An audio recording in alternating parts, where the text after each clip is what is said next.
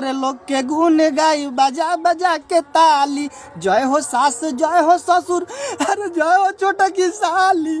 तोहरे लोग के गुन गाई बजा बजा के ताली। जय हो ससुरारी जय हो छोटा की साली जय हो ससुरारी। आरती हो गई, अब चलो मुंह धोला। जाओ मेरे लिए ब्रश लेके आओ। जाओ लेके आओ। मुंह में क्या लिए हो? क्या लिए हो? लड्डू तुम्हारे लिए आया था, तुम्हारे लिए आया था। उठाओ और धो के लाओ, साथ में ब्रश लेके आना। जल्दी जाओ। लेके आओ तनी। उठो जाओ।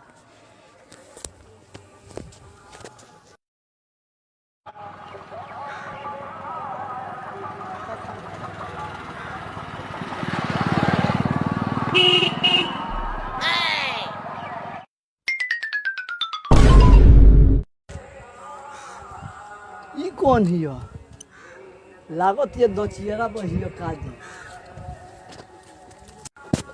का हो भौजी, क्या हाल चाल बा? तुम कौन हो?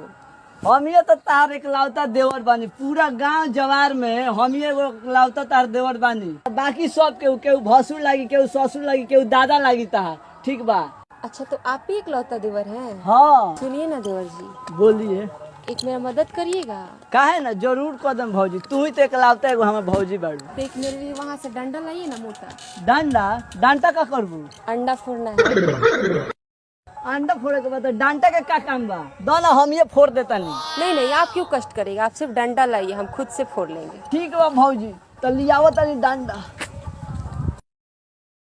अभी तक आया नहीं।